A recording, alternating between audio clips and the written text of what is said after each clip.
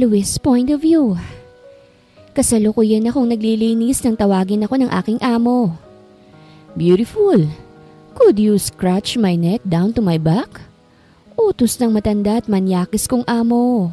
Napatingin ako sa gawin niya kung saan siya nakaupo sa sofa habang nanonood sa TV. Nakangisi ito ngayon sa akin matapos pasadahan ng aking kabuuan. Nag-alangan akong pumunta dahil sa kakaibang tingin nito sa aking katawan. Kung hindi ko lang kailangan ng pere, hindi ako magtitiis dito sa ibang bansa bilang isang kasambahay ng malupit kong amo. Come on, baby. Give me a scratch. I can't reach my back. Muling tawag pansin nito nang hindi ako lumalapit at bahagyang tinapik ang sofa. Napalunok na lamang ako bago ibinaba ang hawak na gamit panglinis at sa kadahang-dahang lumapit sa kanya matapos ayusin ang aking unipormeng pangkatulong. Nagpunta ako sa kanyang likuran at bahagyang yumuko bago marahang hinagod ang kanyang likuran. Nagpakawala naman to ng nakakainsultong ungol. Oh, more Eloise! Kinilabutan ako nang marinig yon mula sa matanda. Inalis ko ang aking kamay sa kanyang likuran ngunit nahuli niya rin ito at ibinalik sa kanyang likod. Continue. Don't stop. It will be inappropriate if we continue doing this. Kalmado at pigil ang inis kong sabi. It's not, because it's your job to take care of me. Sigaw nito sa akin ikinaatras ko. I know it's my job to take care of you, but I'm refusing to be harassed, sir. Formal na matapang at kalmado kong sabi, para panatilihin ang respeto sa kanya bilang amo. Ngunit mukhang nagalit lang ito dahil unti-unting nagkukulay kamatis ang mukha nito sa galit sa akin. How dare you? I paid for you! Sigaw nito at tila nagdilim ang paningin at itinulak ako. Bumagsak ako sa semento at agad na nakitang aking balakang sa pagkakabagsak. Eloise, what's happening here? Tanong ng babae kong amo na siyang kadarating lang kasama ang anak nitong babae na siyang alaga ko. Nang magtama ang mga mata namin ay dali-dali akong tumayo at inayos ang sarili. Ma'am, hindi ko po natapos ang sinasabi ko nang sumabat ang lalaking amo. Lani, she was disobeying me. I was just asking her to scratch my back. Sumbong nito sa asawa. Magsasalita pa sana ako para ipagtanggol ang sarili nang itapat nito ang kamay sa akin. Senyalis na tumigil ako sa anumang sasabihin. Don't talk. Now leave and clean the bathroom. You have no right to talk back to us. You're just a maid here. Sigaw ng amo kong babae bago ako iniwan. Sumunod naman rito ang asawa niyang lalaki. Sumikip ang dibdib ko dahil sa paraan ng trato nila sa akin. Masyado silang mahigpit at marahas sa akin. Nang magtamang muli ang tingin namin ng bata ay ngumiti ako kahit durog na. Bukod sa kailangan ko ng pera kaya't nananatili rito, ay isa siya sa dahilan. Dahil napamahal na ako sa bata.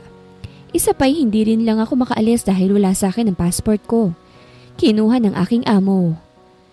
Nang sumapit ang gabi ay doon lang ako nagkaroon ng oras para tawagan ng aking pamilya sa Pilipinas. Eloise anak! Nag-aalalang boses ni nanay ang bumungad sa aking pandinig pagkasagot ng tawag. Nay, napatawag po kayo. Tanong ko, kamusta na po kayo? Ang mga gamot na iniinom nyo, nabibili nyo pa ba? Ayos lang po ba kayo? Pasensya na po kung nahuli ang pagpapadala ng pera sa inyong panggastos ha. Anak, Eloise, ayos lang. Ano ka ba? Sabi nito at dinig ko ang malalim na buntong hininga. Tumawag lang ako kasi gusto kong itanong kung kailan ka makakauwi. Tinatanong ko pa po sa boss ko na kung kailan niya maibabalik ang passport ko. Pero wala pa akong sagot na nakukuha mula sa kanya. Mahinang sabi ko sa bumuntong hininga. Pero tatanungin ko po ulit, bakit po nay? May problema ba dyan? Nag-aalala kasi ako sa kapatid mo maging sa mga pamangkin mo. Sabi niya na siyang ikinagulat ko at napakunot ang noo ko. Po? Bakit po? Anong nangyari kay Elara at sa kambal? Nag-aalala at nagtatakang tanong ko. Ayos naman ang kalagayan ng mga bata. Pero ang kakambal mong si Elara, iniwan niya at ayaw ng alagaan ng mga anak niya. Nakausap ko nga ang asawa ng kapatid mo si Wade. Hinahanap niya to at hinahanap na ng kambalang ina nila. Naawa ako sa kalagayan nila at napakabata pa nila. Kwento ni nanay na siyang ikinatigil ko at hindi makapaniwala. Bakit niya raw ginawa yun? Tinatawagan ko nga siya nung nakaraan Nangingi pa sa akin ng pera para sa kambal. Maayos naman daw ang mga ito't kasama niya. Kailan pa po ba siya umalis? Napahawak ako sa aking noo. Nababahala sa ginawang kalokohan ng aking kapatid.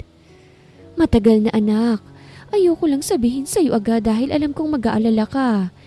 Pero kasi ang mga apo ko, ang mga pamangkin mo naaawa ako sa kanila. Kailangan nila ng ina pero wala ritong kapatid mo para sa kanila. Bakas ang labis na lungkot sa boses ni nanay nang sabihin niya ito. Nangilid ang mga luha ko habang inaalala ang mga bata. Huling kita ko sa kanila ay bagong panganak pa lang sila. Habang lumalaki naman, ay mga pictures lang na sinesend sa akin ni Ilarang nakikita ko. Dahil umalis ako agad para magtrabaho para sa pagpapagamot ni nanay, para sa kapatid ko, at para sa kambal. Ayoko mang istorbohin ka anak pero gusto kong umuwi ka na. Nalulungkot ako't kailangan mong magtrabaho dyan sa ibang bansa para lang matulungan kami pero sapat na ang perang inipon natin para sa gamutan ko. Pero nay, mahinang tawag ko. Alam ko namang mahal mong trabaho mo dyan bilang caregiver pero sana naman makauwi ka na anak. Bumuntong hininga siya pagkatapos. Nag-aalala ako sa mga pamangkin mo. Sa tuwing bumibisita ako sa bahay nila, umiiyak sila. Pinahid ko ang luhang tumakas sa aking mga mata. Ang alam nila ay isa kong caregiver. Hindi nila alam na ang trabaho ko ay kasambahay. Ayoko ring sabihin dahil mas mag-aalala ang aking nanay. Opo, nay. Kakausapin ka po ulit ang amo ko tungkol sa passport. Uuwi po ako. Pagpapanatag ko sa kanyang loob bago pinatay ang tawag. At doon, ibinuhos ang aking emosyon. Kinaumagahan, maaga akong nagluto ng almusal para sa aking amo. Lihim na rin akong kumain dahil alam kong hindi na naman nila ako titirhan. Nang magising ang alaga ko, inuna ko na siyang pinakain. Pagkatapos ay saka ako nagpunta sa balkonahe kung nasaan ang amo kong babae na siyang nagkakape. Good morning, ma'am. Magalang kong bate. Nilingon niya ako gamit ang masungit nitong tingin. What now, Eloise? What do you need? Malamig nitong tanong sa akin matapos akong taasan ng kilay. I'd like to follow up about my passport, ma'am. Mahindang sabi ko dahil sa kaba. My family had an emergency and I have to come home immediately. Here we go again. You can't go home. You have a contract with us. And you have to wait for the right time. Mataas na boses niyang sabi sa akin. Napayuko na lang ako. Magsasalita pa sana ako nang itapon niya sa akin ang natitirang kape. Mainit yun kaya't hindi ko maiwasang mapahiyaw sa sakit nang natapunan ng kamay ko. Clean that mess! Walang awang sabi nito bago ko iniwan. Walang tigil sa pagluha ang mga mata ko dahil sa hapdi at kadahilanang hindi ako pinayagan ng aking amo. Papaano na ang pamilya ko? Ang mga kambal. Kasalukuyan kong ginagamot ang aking sugat nang bumukas ang pinto ng aking kwarto. Sumilip doon ang alaga ko na siyang anak ng aking amo. Mabilis akong ngumiti nang makita siya. Hey, come here. Do you need anything? Mahinahon kong tanong. Are you okay, Nani Eloise? Mababang boses na tanong nito. Ngumiti ako bago tumango. I saw what my mother did. I'm so sorry for everything, Nani. You don't have to worry. I have something for you. Baby, I'm okay. Don't say sorry for them. Thank you. Nakangiti kong sabi sa kanya. By the way, what is it?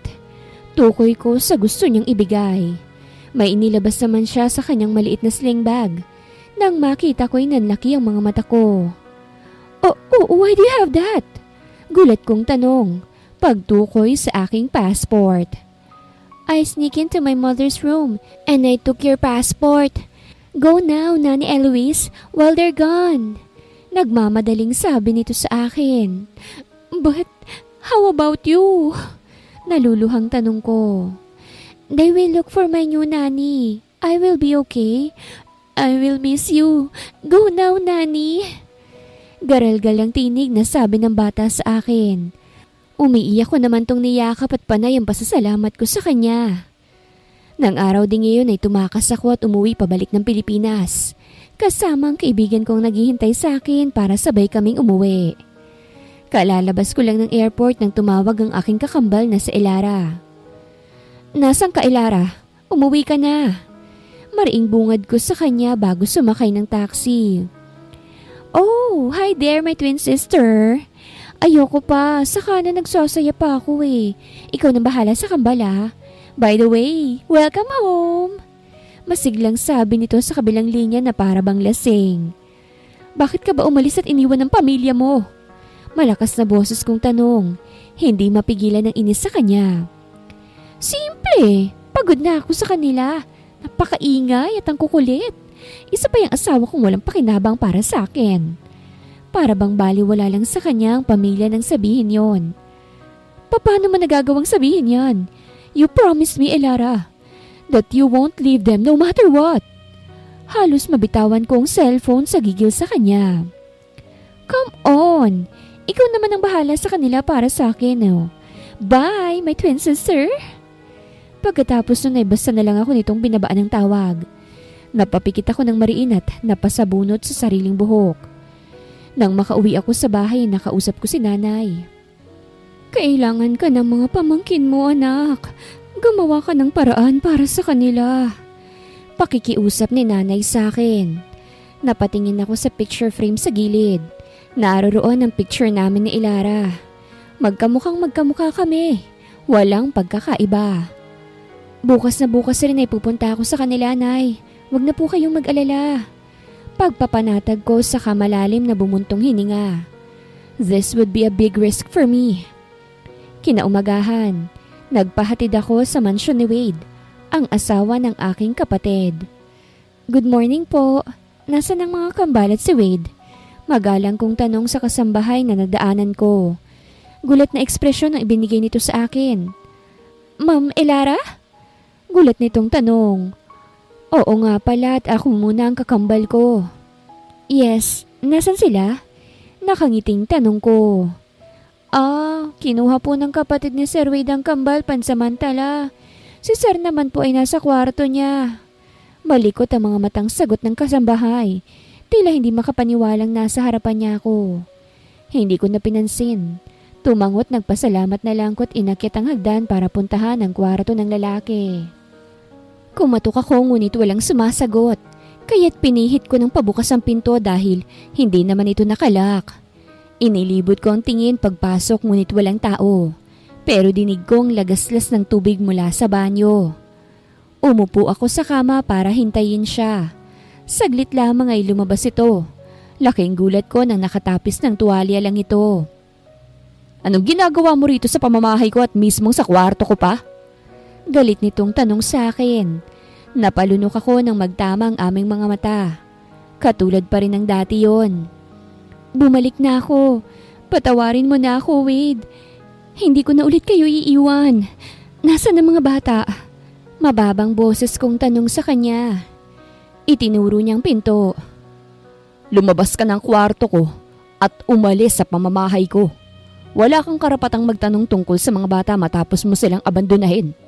Bumalik ka ngayon dahil ubos na ang perang hiningi mo sa akin? No, bumalik na ako para sa'yo. Sa inyo na mga bata. Miss na miss ko na kayo eh. Patawarin mo ako, Wade. Pakikiusap ko sa kanya. Umiling to at pagak na natawa. How could you say those words after you abandoned us, Elara? Malamig na boses nitong tanong sa akin bago dahan-dahang lumapit sa akin. You cheated on me. Hinayaan kita pero ang ginawa mong pananakit sa mga anak natin. Hindi ko matatanggap yun. So please, leave bago pa dumating ang mga bata. Parang kinurot ang puso ko sa sinabi niya. Pigil ang iyak ko. Babawi ako, Wade. Babawi ako. Bigyan niyo ako ng pagkakataon. Ngumisi lang siya bago ako tinalikuran at nagtungo na sa closet. Malalim akong bumuntong hininga bago lumabas ng kanyang silid at bumaba. Naabutan ko sa kusina ang mga kasambahay. Hello po, pwede po ba akong tumulong sa pagluluto? Nakangiting tanong ko sa nagkukumpulang mga kasambahay na siyang nagluluto ng agahan. Nang marinig nila ako ay napakislot sila sa gulat. Ma'am Elara! Hiyaw nila. Natawa na lang ako sa reaksyon nila. Para naman kayong nakakita ng multo. Gusto kong tumulong sa pagluluto. Kailan ang balik ng mga kambal? Tanong ko saka nagsimulang tumulong sa kanila. Hindi naman sila makaimik at nagtataka sa kilos ko. Ano bang ugali ang trato sa kanila ni Elara? Huwag naman sana akong mahirapan sa pagpapanggap bilang siya.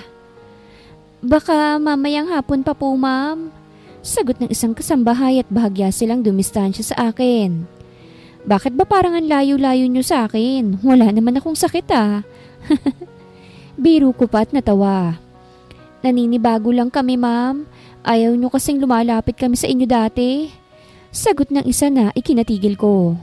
Ngayong alam ko na kung bakit sila ilag kay Elara. People change. Nagbago na ako. Nakangiting sabi ko. Ayan, tapos ng agahan. Anunsyo ko nang maisali na mga iniluto sa lalagyan. Manang, natigil sa pagsasalita ang bagong dating na si Wade. Ano pang ginagawa mo rito? Didn't I told you to leave?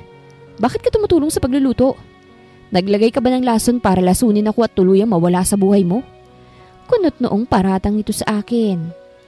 No, gusto ko lang tumulong dahil gusto kong bumawi. I won't leave. Dito lang ako sa ayaw at sa gusto mo. Babawi ako. Pinel kong sabi bago ngumiti. Hindi ako nagtiis ng matagal na panahon sa ibang bansa at basta nalang susuko sa simpleng pagtataboy niya sa akin. Really? Nakangising tanong niya. Agad naman akong tumango. Tingnan natin kung hanggang saan ang pagpapanggap mo. Napalunok ako sa klase ng tingin niya. Hindi pa rin ako masanay-sanay sa paraan niya ng pagtingin. Hindi ako nagpapanggap. Matapang kong sabi. Tara na't kumain, baka lumamig pang pagkain. Sumabay na rin po kayo sa amin. Nakangiting alok ko pa sa mga kasambahay. Sabay-sabay naman silang nahihiyang napailing. Nang tingnan ko si Wade ay nakakunot na ang noon nito. Tila malalim ang iniisip. Marahil, magkamukha nga kami ni Elara. Ngunit magkaiba naman kami ng personalidad at ugali. Wag lang sana akong mahuli ni Wade. Narinig ko, mamayang hapon ang balik ng kambal. Pwede ko ba silang ipasyal? Gusto ko ring bumawi sa kanila. Panimula ko habang kumakain kami. Natigilan naman siya sa pagsubo. No, baka kung ano pang gawin mo sa kanila. Seryosong sagot niya bago ipinagpatuloy ang pagkain. Hindi ko alam na marunong ka na palang magluto ah. Napalunok ako sa sinabi niya. Hindi ba marunong magluto si Elara? Oo. Pinag-aralan ko. Palusot ko bago nagbaba ng tingin at kumain. Saan nga pala ako pwedeng matulog? Guest room. Ayaw kitang katabi sa kwarto natin. Malamig nitong sabi na ikinatango ko. Okay na rin yun at baka hindi ko kayanin. Kukunin ko sana yung mga damit ko sa kwarto eh. Ayos lang ba? Tanong ko saka tinapos ang kinakain. Tumangulang naman ito. Kagaya ng paalam ko ay pumuslit ako sa kanilang silid ni Elara. Nahagip ng paningin ko ang wedding picture. Mapait akong napangiti nang maalala to. Halos mabitawan ko nang bumukas ang pinto. What are you doing? Akala ko ba kukunin mong damit mo? Seryosong tanong nito. Walang kangiti-ngiti. Malayo sa Wade na nasaksihan ko noon. Napansin ko lang itong picture frame. Palusot ko at tipid na ngumiti saka siya tinalikuran at nagpunta sa closet para kunin ang mga damit ni Elara. Gaano naman kaya ako katagal na mananatili rito bilang siya? Napangiwi ako habang nakatingin sa mga damit niya na inilalagay sa aking kinuhang bag. Lahat ay napaka-revealing kahit pang tulog. Napaigtad ako nang lumapit sa akin si Wade. Nasa likuran ko siya at dama ko ang init ng hininga niya sa aking leeg. Wade, anong ginagawa mo? Kinakabahang tanong ko. Bakit ka pa ba bumalik? Mahina at paus na boses niyang tanong. Bakit ka pa bumalik kung kailang kinakaya ko nang wala ka? Hindi na ako aalis. Babawi ako. Tanging nasabi ko. Nagulat ako nang ipulupot niya ang braso sa aking bewang. Kasama pa ba to sa pagpapanggap ko? I don't know if I can still believe you. Sinaktan mo na ako. Kami ng mga anak mo. You cheated on me. Pero bakit mahal pa rin kita? Alam kong kasal lang tayo sa papel dahil sa nangyari noon, but still, you're my wife. Mapait nitong tanong sa akin. Napalunok ako at napapikit nang mariin lalong iharap niya ako sa kanya at isandal sa closet. Wade, tanging nasabi ko. Pangalan ko na lang ngayon ang tawag mo sa akin. You used to call me hubby or love. Napayuko ako sa sinabi niya. Hindi ko alam na iyon ang tawag ni Elara sa kanya. I'm sorry, hubby. Masuyong sabi ko. Pangako, hindi ko na ulit kayo iiwan at lolokohin. Please, bigyan mo ako ng isa pang pagkakataon. Pakikiusap ko sa kanya. Itanong mo yan sa mga anak mo. Mariin niyang sabi bago inilapit ang mukha sa akin. Halos hindi naman ako makahinga. Hahalikan niya ba ako? Subukan mo silang saktan ulit. Baka makalimutan kong ina ka nila at asawa kita. Nang lumayo siya, doon lang ako nakahinga. Mabilis kong tinapos ang pagkuha ng mga damit at lumabas sa kwarto. Saka nagpunta ng guest room. Unang araw ko pa lang pero kinakapos na ako ng hininga. Paano pa sa mga susunod? Tanong ko sa aking sarili at nanghihinang napaupo sa kama. Elara, bumalik ka na. Mahinang pakikiusap ko kahit hindi naman ako nito naririnig. Bago pa man maghapon ay naisipan kong mag-bake ng cookies para sa mga kambal. Naku ma'am, ano pong ginagawa niyo? Tanong sa akin ng isang kasambahay. Bala kong mag-bake ng cookies para sa mga anak ko. Nakangiting sagot ko at ipinagpatuloy ang ginagawa. Gusto ba nila ng ganito? Ay, paborito nila yan ma'am. Sagot ng kasambahay na ikinatangot ngiti ko. Sana nga'y talagang magustuhan nila. Nasasabik na akong makita sila. Saktong katatapos kong iluto ang mga cookies na ginawa ay inanunsyo ng kasambahay na dumating na raw ang mga bata. Hinatid ang driver ng kapatid ni Wade. Sabik akong lumabas ng kusina para salubungin sila. Sunny, Summer, mga anak! Bagamat nakangiti ay maluha-luha kong tawag sa kanila. Nang makita silang sabay at magkahawak kamay na naglalakad papasok ng mansyon.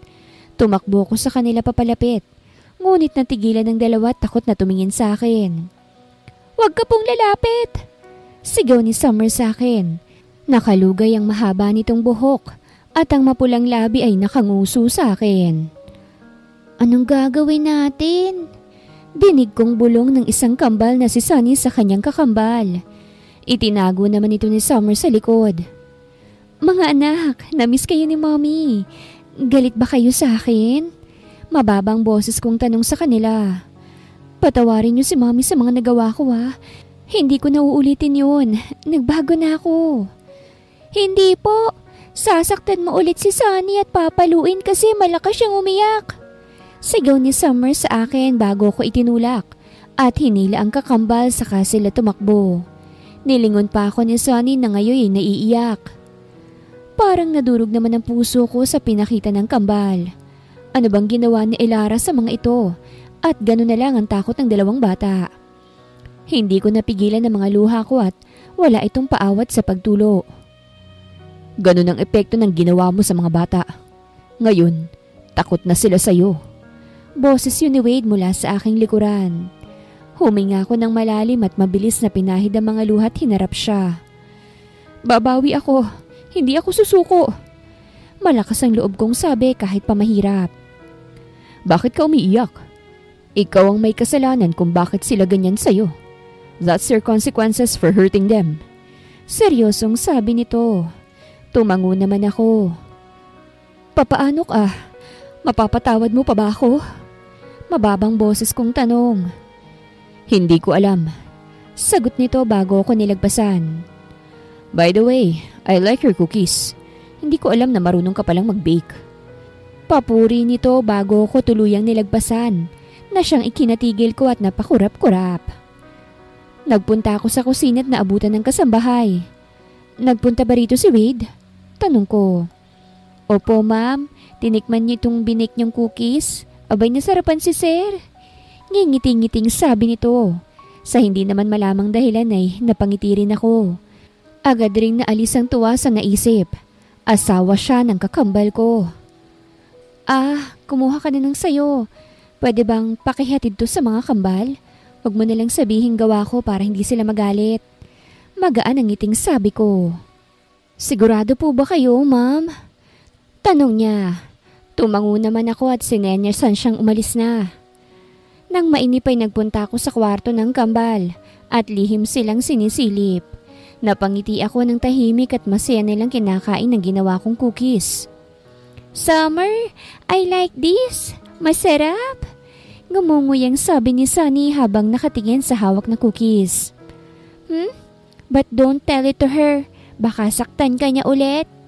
Tumatangong sagot ni Summer sa kakambal. Napayuko na lang ako sa sagot nito.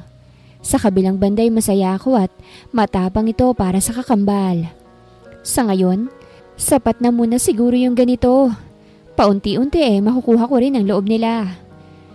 Nang gabi ay bumalik ako sa kwarto ko at naligo. Saka nagpalit ng pantulog. Napangiwi ako sa mga damit ni Elara. Ano ba namang klaseng mga damit ang pinagbibili ng babaeng yun? Inis kong tanong sa sarili matapos iangat. Parang mga akit naman ako kapag sinuot ko ito.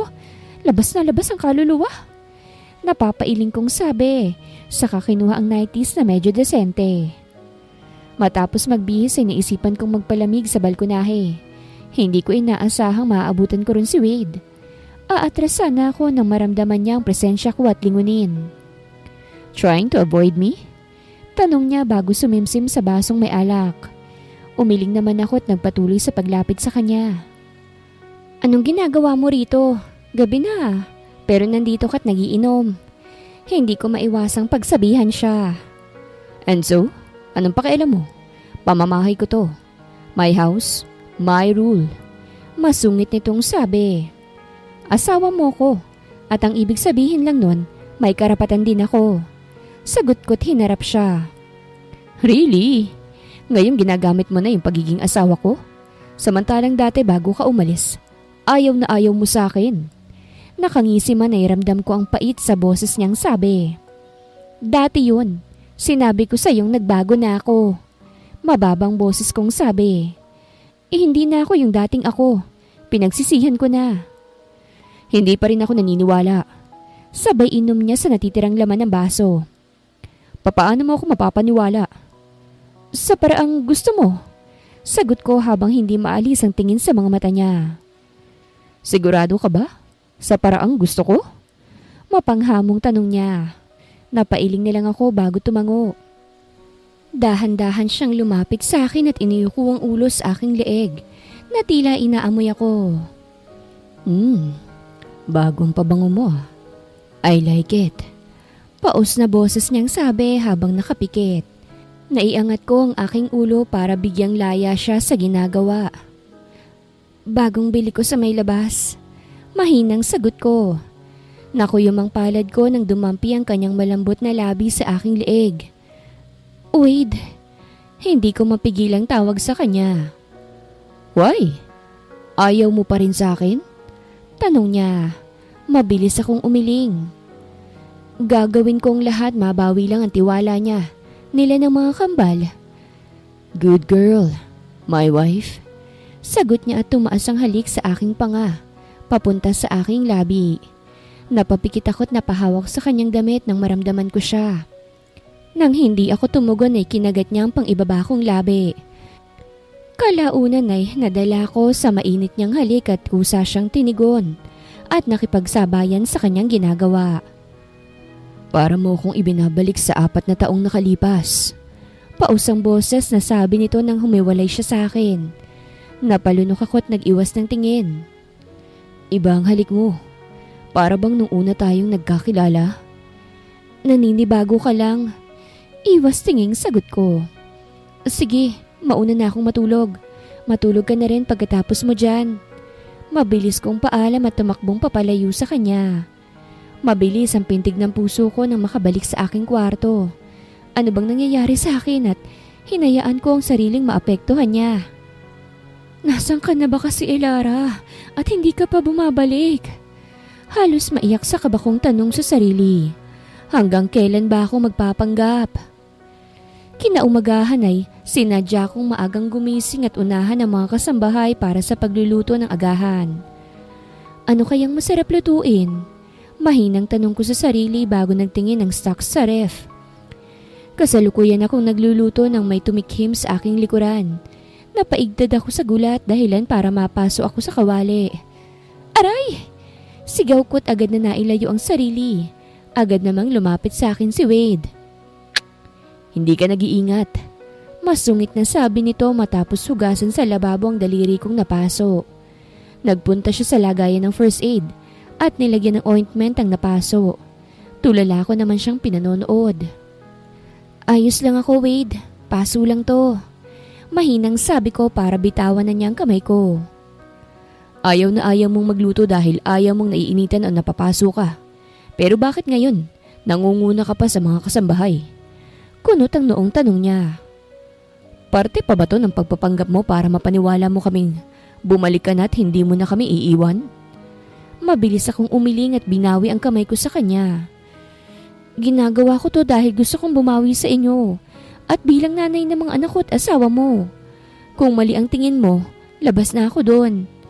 Mariing sagot ko sa kanya bago tinalikuran at tinapos ang aking pagluluto. Ganito na lang ba kami araw-araw? Magbabangayan?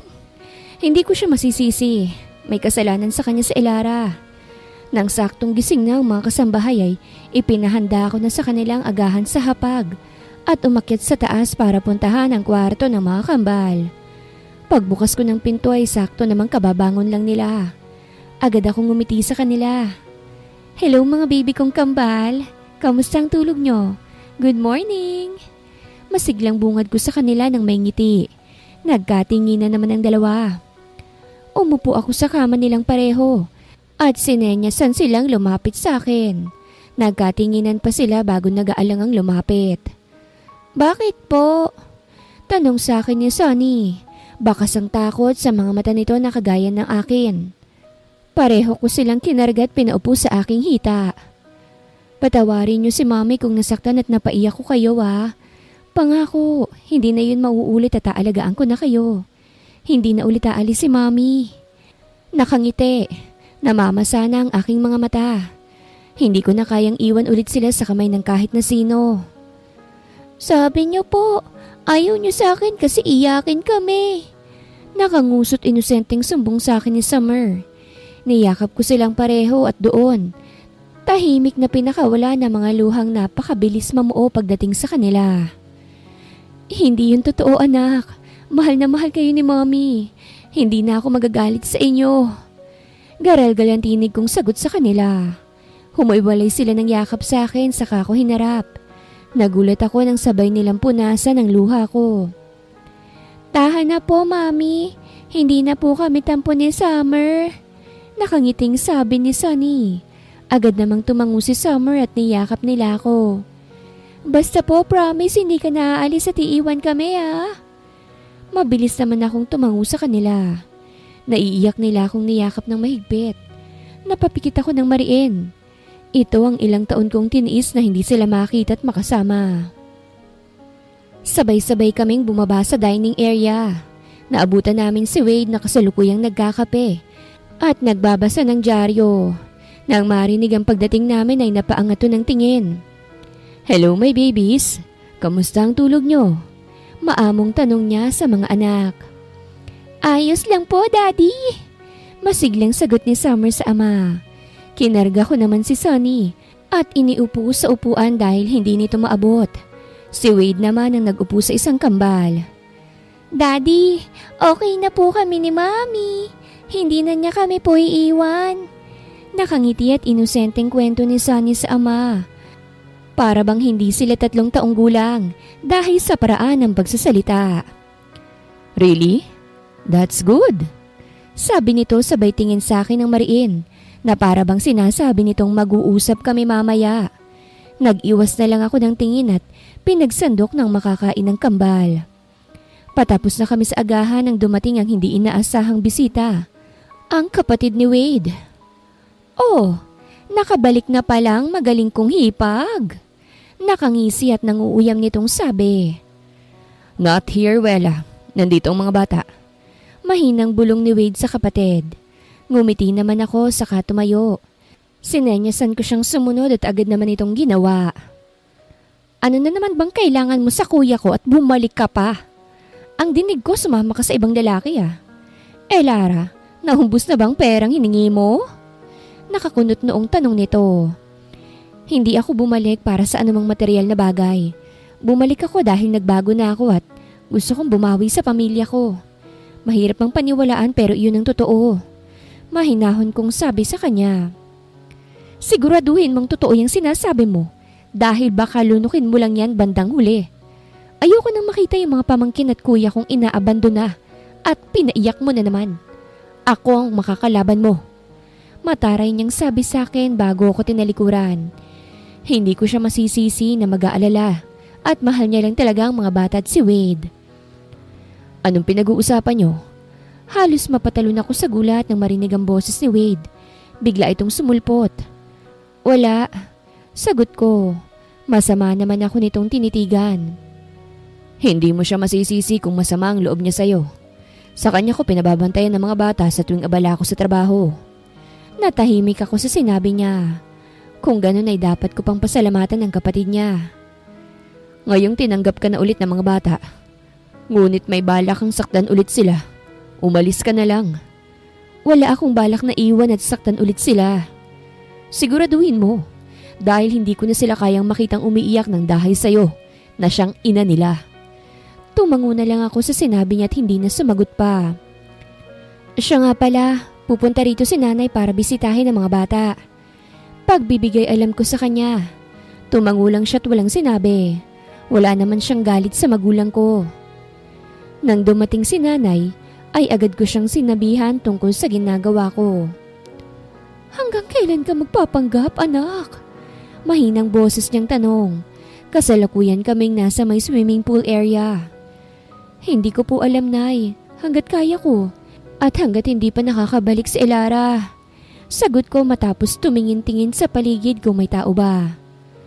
Anak, kailangan rin nilang malaman ng totoo. Kung sino ka ba talaga sa buhay nila. Pakikiusap sa akin ni nanay.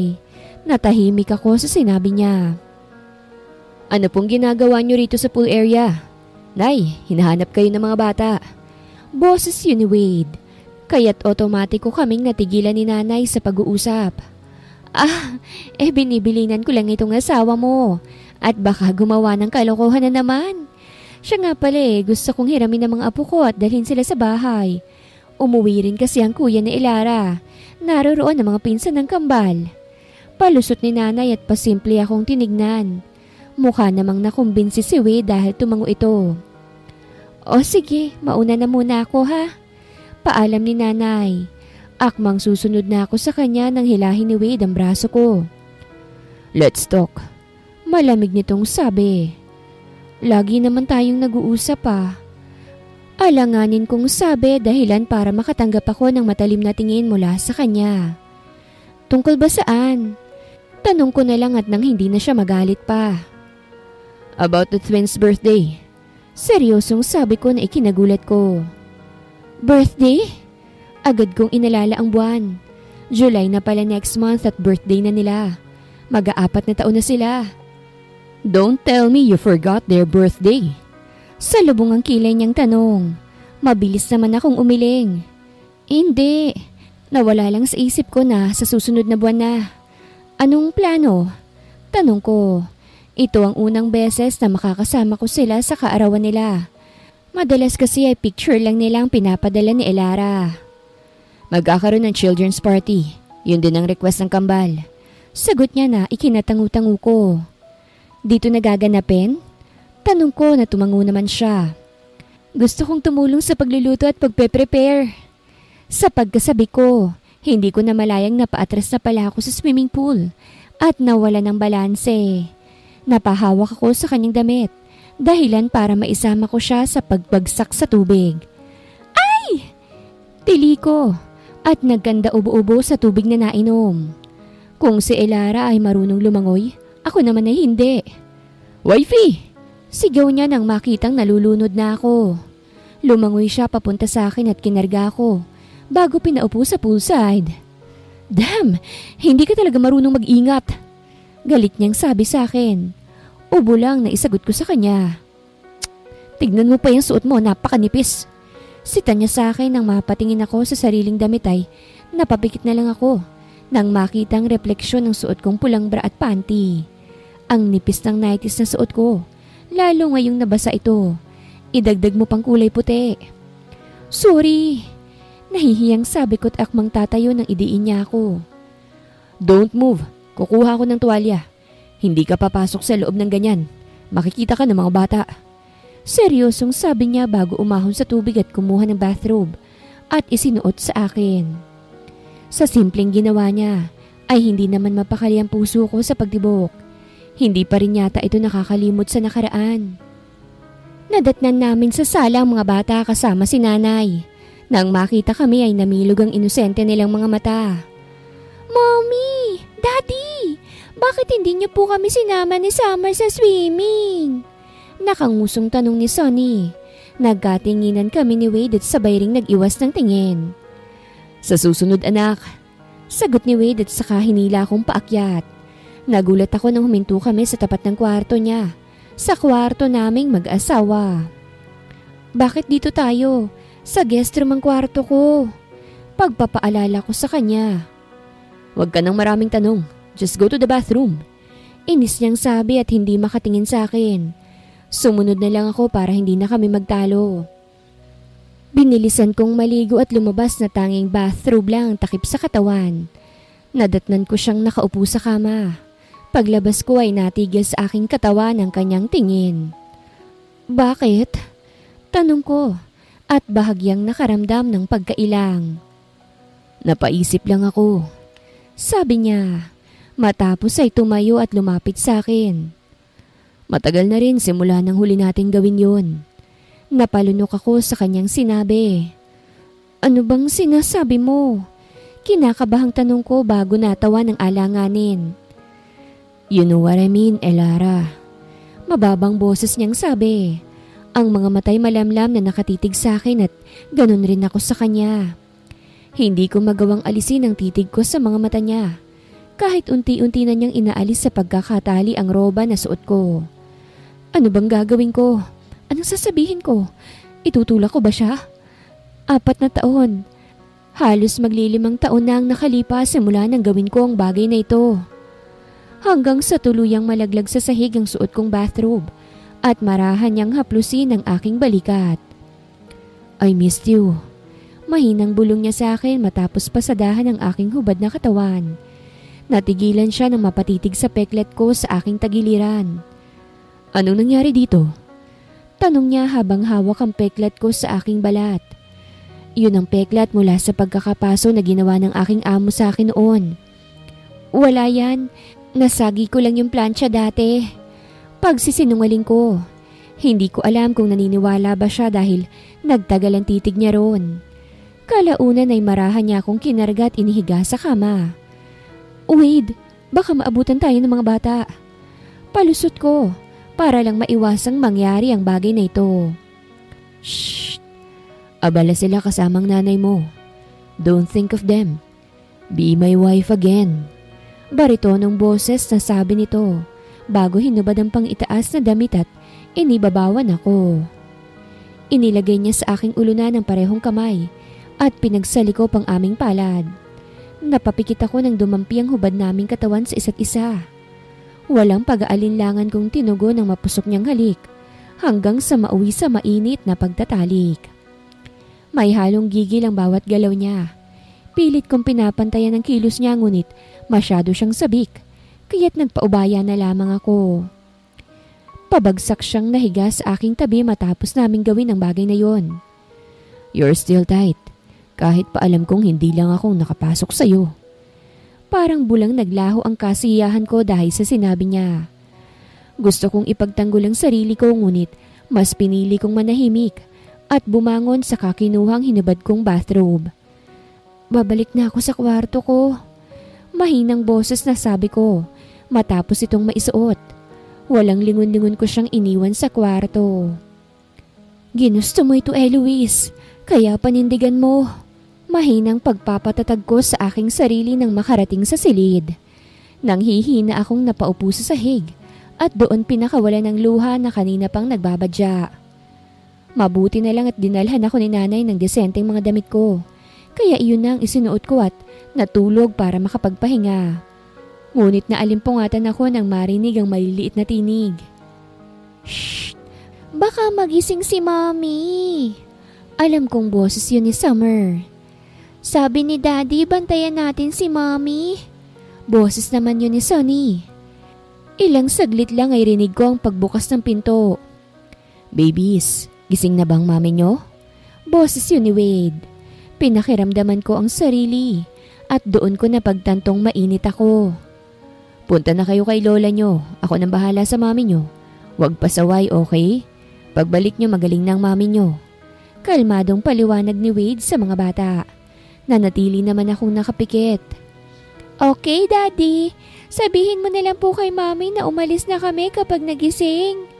Paalam na mga kambal at dinig kong pagbukas-sara ng pinto. Pwede mo nang imulat ang mga mata mo. I know you're awake. Dinig kong sabi niya kaya't iminulat ko na ang mga mata. Umupo naman siya sa aking tabi. May dala siyang soup. Mabuti na lang at pinuntahan ka ng mga bata dito sa kwarto mo. Nilalagnat ka. I didn't know that. Making love with me will have you a fever. Nakangisi nitong sabi. Sa tagal ko ba namang bakante? Walang kasing hina akong bulong. What? Paglilinaw niya. Mabilis naman akong umiling. Kumain ka na para gumaling ka. Ako na. Sabi ko nang akma niya akong susubuan. Huwag nang matigas ang ulo. Let me feed you. Mainit ang mangkok at baka mabitawan mo. Masungit na ulit niyang sabi. Wala akong nagawa kung hindi ang hayaan siya. Matapos niya akong pakainin ay saka naman niya ako pinainom ng gamot. Ipahinga mo muna. Gigisingin kita mamaya kung kailangan mo na ulit uminom ng gamot. Sabi niya bago tumayo. Okay, salamat. Pilit ang ngiting sabi ko dahil sa panghihina. Sa isiping mamaya na lang ulit niya ako babalikan ay itinulog ko na ulit at hindi na siya hinintay.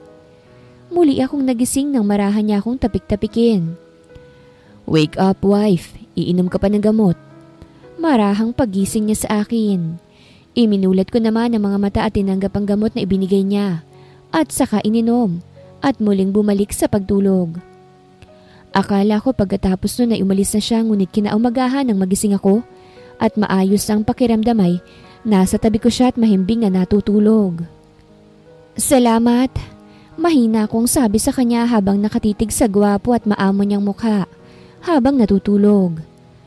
Napakagwapo mo pa rin talaga. Hindi ko mapigilang sabihin nang tumigil ang mata ko sa kanyang mapupulang labi. I know that. Hindi mo na kailangang ipaalala. Nagulat ako nang bigla siyang nagsalita ngunit nanatiling pikit ang mga mata. Kung gusto mo akong halikan, you don't have to stare at my lips. Halikan mo na ako. Sabi niya't nagmulat ng mga mata. Ang yabang? Napapailing kong parinig sa kanya't bahagyang lumayo. May maipagmamayabang naman talaga ako. Thanks to my genes na namanan ng mga anak natin. Mayabang nitong sabi at bumangon. Talaga? Kamukha ko ang mga anak natin eh. Nakangisi kong sabi sa kanya. Napasimangot naman to. Babawi ako sa susunod na anak natin. Sisiguraduhin kong kambal at kamukhang kamukha ko na. Walang tabas ang dila nitong sabi. Napaiwas ako ng tingin sa kahihiyan. Tumigil ka nga, Wade. Nahihiyang saway ko sa kanya. Dinig ko naman ang mahina nitong pagtawa na masarap sa aking pandinig. Sana lang ay palagi ko yung naririnig. Anyway, pupunta rito ang organizer ng gaganaping party sa kambal. Imporma niya sa akin. Napangiti naman ako at tumango. Okay, gusto kong malaman ang plano nila at samahan sila sa pag-aayos.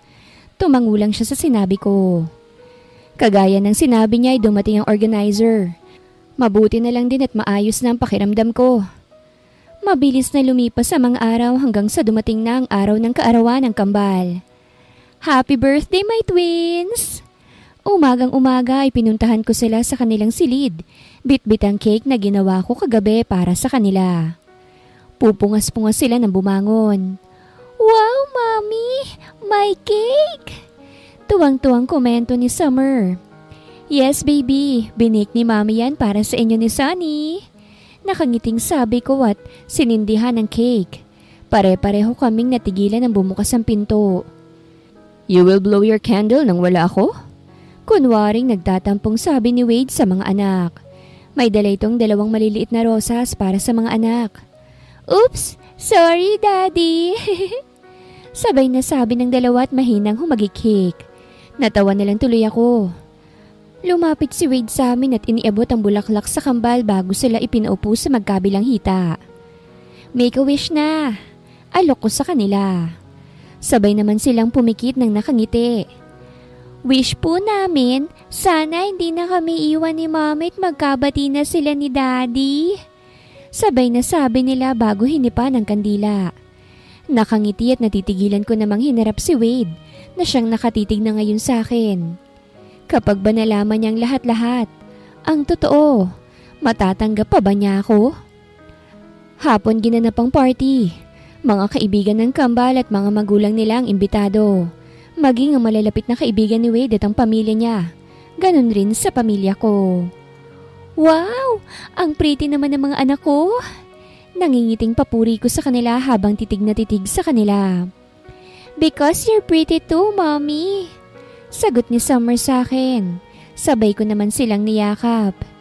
Enjoy your party, babies. I love you. Masiglang sabi ko sa kanila at pinakawala na sila. Thank you, Mommy. We love you too. Masiglang sagot nila bago nagpaalam at lumapit sa mga kaibigan. Lumalaki na sila. Napatingin ako kay Wade na siyang kalalapit lang sa akin. Ang bilis ng panahon, hindi ko man lang nasulit na kasama sila. Mahina ang huli kong sinabi. Thank you for coming back. Sabi nito na hindi ko naman inaasahan. No, ako ngang dapat magpasalamat dahil tinanggap mo ulit ako. Ito na ang huling chance mo. Sa oras na sayangin mo, wala ka nang babalikan. Biglang seryoso niyang sabi. Napalunok ako at tumango. Alam ko, at salamat din dahil noong panahong wala ako, nandyan ka para sa mga bata. Wala akong choice. Anak ko sila at mahal na mahal ko sila. Mariing sabi niya. Tumango na lang ako at nag-iwas tingin dahil iniiwasan kong magkatagpo ang mga mata namin. Akala ko maayos ng lahat at matiwasay na may iraraos ang birthday ng mga bata. Ngunit nang patapos na ang party ay dumating ang taong hindi ko inaasahan. Lara? Patanong kong tawag sa kanya nang makita siyang pumasok ng mansyon. Sakto namang nasa kwarto na ang mga bata't nagpapahinga. Samantalang naiwan kaming matatanda at nagkakatuwaan pa sa baba. Oh! Hello, my twin sister Eloise. Namiss mo ba ang maganda mong kakambal? Nakangisi niyang tanong. Medyo may tama ng alak. Dahan-dahan naman akong napatingin kay Wade na gulong-gulo ang ekspresyon. Anong ibig sabihin nito? Tila kulog na boses nitong tanong. Ang lahat ay natahimik. Walang magawang magsalita dahil sa tensyon. Oops! Hi, hubby! Andyan ka pala? Kunwaring kinikilig na sabi ni Elara. Oh, no! Hubby ka pala ni Eloise dahil kayo ay kinasal. Hagik-hik nito na siyang ikinapikit ko dahil sa revelasyon niya. Nagpapalit-palit ang tingin sa amin ni Wade. Damn! Anong nangyayari? Naguguluhan na ako. Halos mapasabunod sa sariling tanong nito at napatingin sa akin. Sino ka? At sino to? Tanong niya matapos pagsalita ng tingin sa amin ng kakambal ko. Wade, I'm sorry. Basag ang boses kong sabi sa kanya. Hindi ako si Elara. Kung hindi siya. Turo ko sa kakambal kong ngayon ay nakangisi sa amin. Hindi siyang ina ng mga anak mo at ang taong pinakasalan mo pero ginamit kong pangalan niya pagkatapos ay umalis ako. Namumula ang buong mukha sa galit niyang hinampas ang vase, dahilan para mabasag ito bago sumigaw ng malakas. All of you! Leave my house! Galit niyang sigaw. Dinuro niya ako ngunit hindi siya nagsalita. Namumula ang mga mata niya. Nagbabadya ng pagluha. Wade, magpapaliwanag pa ako. Pakiusap ko.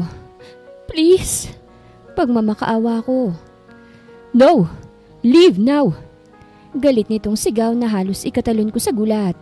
Hindi ko magawang kumilos at mabuti na lang. Inalalayan ako ng aking kuya paalis sa lugar na yon.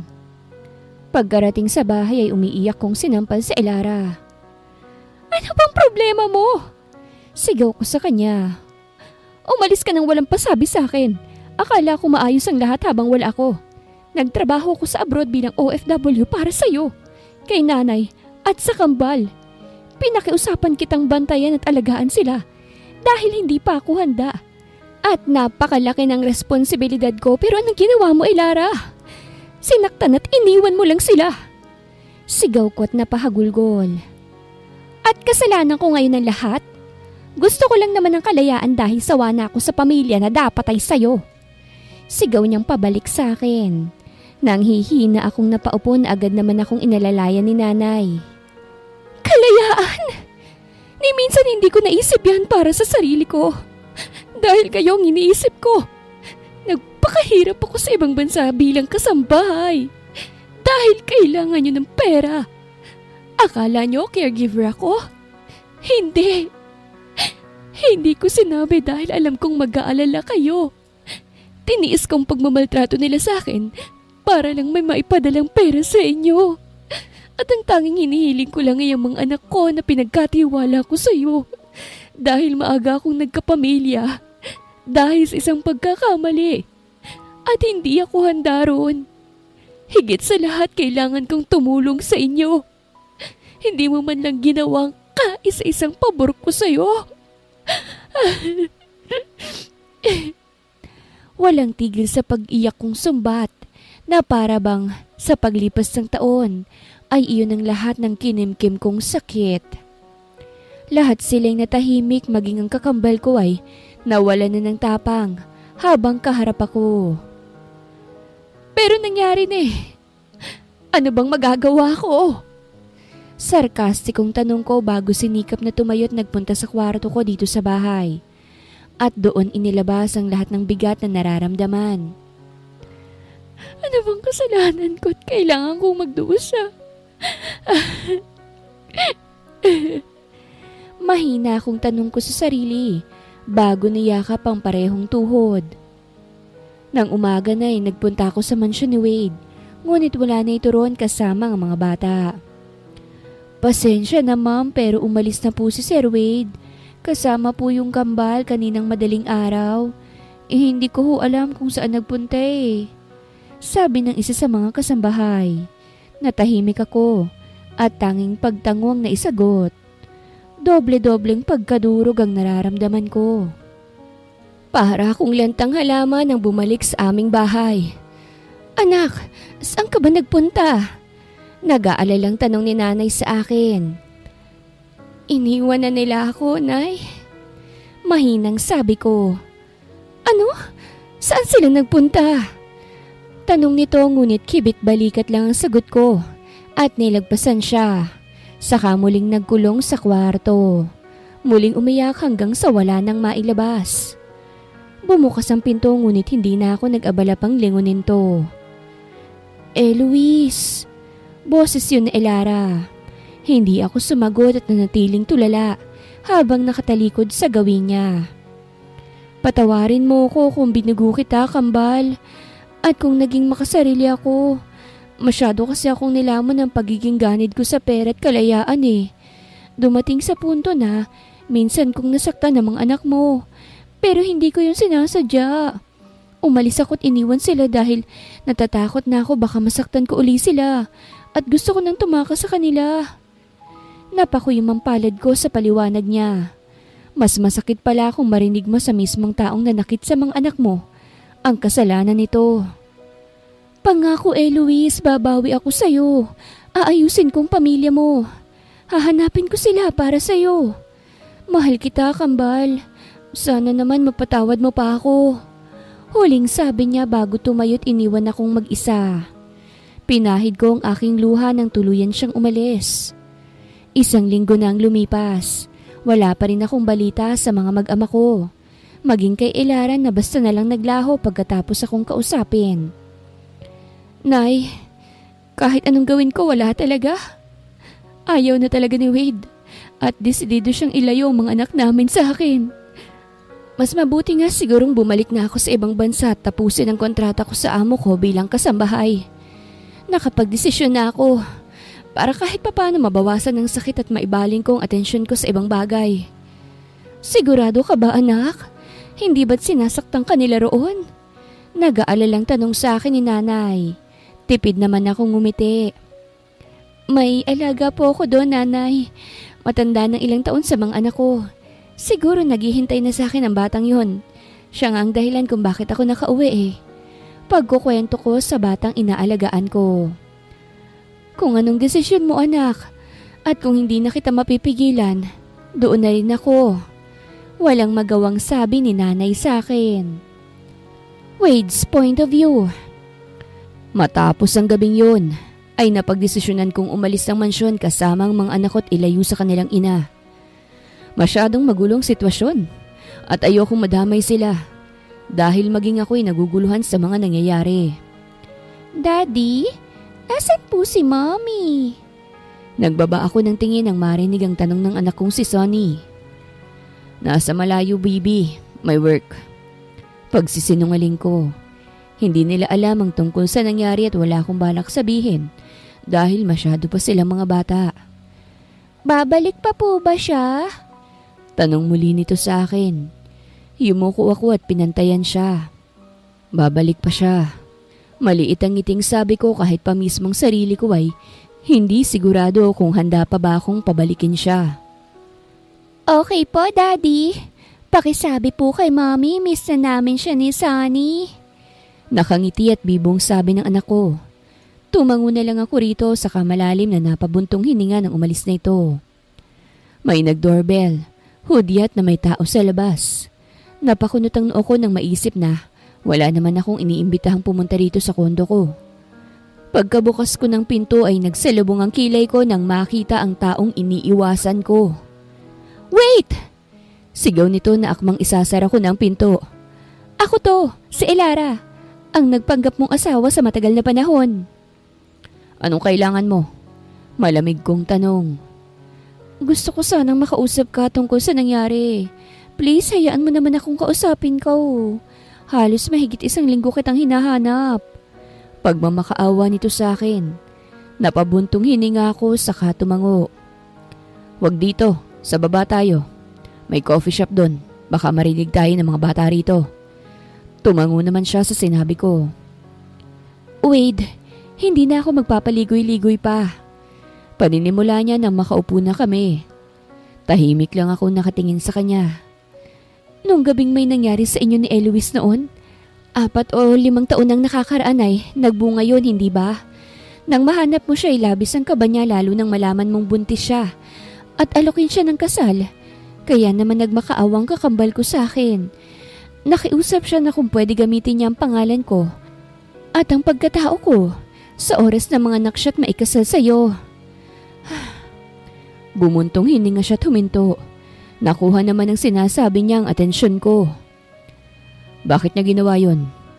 Mababang boses kong tanong.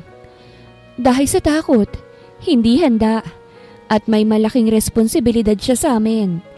Matapos niyang mga anak ay umalis siya ng Pilipinas para magtrabaho sa ibang bansa bilang overseas Filipino worker. Akala nga namin caregiver siya doon.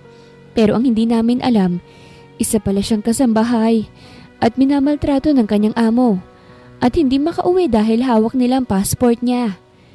Tiniis niya ang lahat dahil kailangan niya ng pera para sa pagpapagamot ng nanay namin, pang-araw-araw at pagtulong sa sustento sa anak niyo. Kahit pamayaman ka. Laging ang tanong niya sa akin tuwing tumatawag, kung kamusta na bang kambal? At ikaw na asawa niya kahit pa hindi ganun kalalim ang naging relasyon niyo. Pero ni minsan, hindi siya nagkwento ng tungkol sa buhay niya doon. Tanging hiling niya lang ay alagaan ko kayo at magpadala ng larawan niyo sa kanya. Mahabang kwento nito sa akin. Napayuko ako at hindi mapigilan ng pagluha. Wala akong kaalam-alam sa pinagdaanan ng totoo kong asawa. Iniwan ko kayo kasi gusto kong gumawa na siya ng paraan para umuwi na't magkasama na kayo. Ngayong nandito na siya, sana tanggapin mo siya at wag nang saktan pa. Dahil masyado nang masakit ang dinanas niya. Mahirap para sa kanya na hindi kasamang lumaki ang mga anak niya. Napabuntong hiningang sabi nito bago tumayo. Siya nga pala, sabi sa akin ni nanay aalis siya mamayang madaling araw. Dahil ayaw mo na raw sa kanya at babalik na sa ibang bansa bilang katulong. Nasa sayo kung hahabulin mo pa siya o hindi na. Huling sabi niya bago ako iniwan. Pinahid ko ang tumulong luha bago napatingala. Ito na ang pagkakataon ko para mabuo ang pamilya ko. Para sa mga anak namin. Tinawagan ko ang kapatid kong si Wel at sinabihang iiwan ko sa kanya mga anak ko. Mga anak, sa tita nyo na muna kayo ha. Susunduin lang ni daddy ang mami nyo. Okay lang ba yun sa inyo? Nakangiting tanong ko sa kanila. Opo, daddy. Iuwi mo po si mami Sagot ng mga ito. Napaka-supportive ng mga anak ko pagdating sa mami nila. Nang madaling araw ay nagpunta na ako sa airport kung saan ang sinabi ng kakambal ni Eloise. Napabuntong hininga na lang ako at naghintay sa waiting area. 10 minuto nang lumipas ngunit hindi ko pa rin siya nakikita. Where are you, my wife? Natatarantang tanong ko. Nilabas ko ang phone ko at binuksan ang picture niya bago nagsimulang magtanong-tanong ngunit ang sagot lang nila ay hindi nila nakita. Nakaalis na ba siya? Huli na ba ako? Napanghihinaan ang loob kong tanong sa sarili. Halos libutin ko na ang airport, mahanap lang siya ngunit wala akong matagpuan. Napaupo akong muli sa waiting area at napayuko. Panay ang dasal ko na sana hindi pa siya nakakaalis at nandito lang siya. Ngunit ilang minuto pang lumipas ay wala pa rin. Siguro nga umalis na siya. Mahinang bulong ko sa sarili bago na kayo kong tumayo. Ang bilis mo namang sumuko sa paghihintay. Natigilan ako sa boses na narinig. Otomatikong nag-angat ako ng tingin at hindi makapaniwalang napatitig sa babaeng kaharap ko. Wife! Kumpirma ko at bahagyang hinawakan ng kanyang pisngi. Ngumiti naman siya. Hindi siya si Elara dahil iba ang ngiti nito. Siya si Eloise, ang totoong asawa ko. Yes, hubby? Tanong nito. Hindi ako nagdalawang isip na tinawid ang pagitan namin at niyakap siya ng mahigpit. Akala ko iniwan mo na ako. Mahinang sabi ko't hindi siya magawang pakawalan. Ano ba, teka? Nasasakal na ako. Reklamo niya. Humiwalay naman agad ako sa kanya at hinarap siya. Nalate nga ako ng flight dahil kay Elara. Halos ayaw ba naman akong paalisin? Mabuti na lang nakita kita rito. Ano nga palang ginagawa mo rito? Aalis ka rin ba? Inosenteng tanong niya. Alam ko ng lahat. Lahat ng ginawa mong sakripisyo. I'm sorry. Hindi kita pinakinggan at wala ako sa tabi mo ng mga panahong kailangan mo ko. Ng asawa. Masuyong sabi ko sa kanya. Nawala ang ngiti niya. Hindi ka na ba galit? Tanong niya. Umiling naman ako agad. Hindi mo ba ilalayo mga bata? Muling tanong niya at muli akong umiling. How about you? Hindi ka na ba aalis? Tanong ko. Hindi na. Hindi ka na galit at hindi mo na rin ilalayo mga anak natin. Sabi niya at ngumiti. Good. Dahil hindi ko rin naman hahayaang umalis at iwan ulit kami. At kahit makaalis ka, susundan ka namin ng mga bata. Banta ako sa kanya. Natawa naman siya at ginilo ang buhok ko. Hindi na rin naman talaga ako makakaalis. Sabi niya na ipinagtaka ko. Why? Tanong ko, nagtataka. Dahil may naiwan ka sa tiyan ko. Nakangiting sabi nito na ikinatigil ko. Tila ayaw magproseso ng utak ko sa narinig. Anong ibig mong sabihing may naiwan ako? Kinakabahang tanong ko. Buntis ako, Wade. 2 linggo na akong buntis. Nakangiti ngunit namamasa ang mga matang sabi nito sa akin. Hindi ko napigilan ang mga luha at kusa na rin yung tumulo sa saya. Niyakap ko siya at panayang paulan ng halik sa buong mukha niya. Damn, wifey. Hindi mo alam kung gaano akong kasaya. Hiyaw ko at muli siyang niyakap. Natawa naman to. Uwi na tayo? Miss na miss ko ng mga bata. Panigurado masaya sila sa balita natin. Nakangiting sabi niya na ikinatango ko. Masayang masaya ako that finally, natapos ang lahat ng sakripisyo niya. At ang sakit na dinanas naming dalawa'y nalagpasan namin. Dahil pangalan ng kakambal niyang nasa marriage certificate namin, ay pinawalang bisa ako na ito. At para ganap ko na ring mahingi ang kamay niya at mapakasalan si Eloise. Kinakabahan ako, Wela. Baka hindi siya pumayag na pakasalan ako ulit. Sumbong ko sa nakababatang kapatid. Kasalukuyan kaming nasa venue kung saan gaganapin ang surprise proposal ko sa kanya. Sa lagay na yan, mag-aapat ng anak nyo, nagkakahiyaan pa kayo? Nakangising tanong niya. Sinamaan ko naman to ng tingin. Ilang saglit lang ay lumapit sa akin ang isa sa kambal kong anak.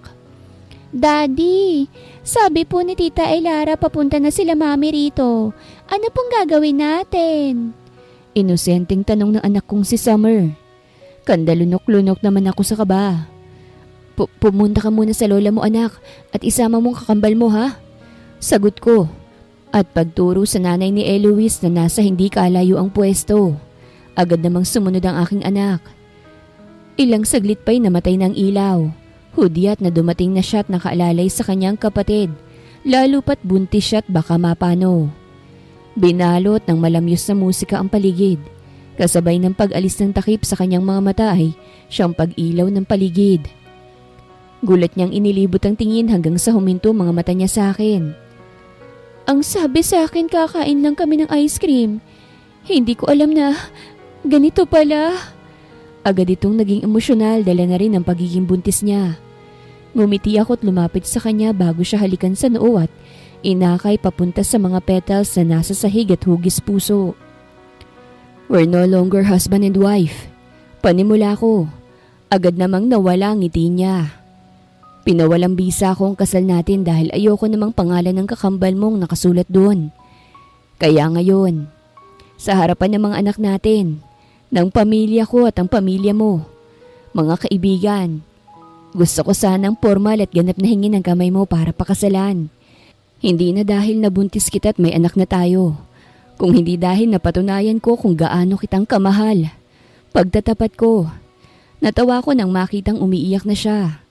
Pinahid ko to bago lumuhod ang isang tuhod at inilabas ang maliit na kahon kung kinakabahang tanong ko sa kanya. Umiiyak siyang tumango sa akin. Nagmamadali at naiiyak ko namang isinuot sa kanya ang singsing. Yes, Wade. Pakakasalan kita. Handa akong maging misis mo ulit at hindi na ako tatakbo sa pamilya natin. Pagkatapos ay mahigpit niya akong niyakap. Naghiyawan naman ang mga taong saksi sa labis na tuwa, lalo na ang kambal naming anak. Marami mang pagsubok ang kakaharapin sa buhay. Napatunayan naming dalawa na kailangan itong harapin, kahit gaano pang nakakatakot. Wakas!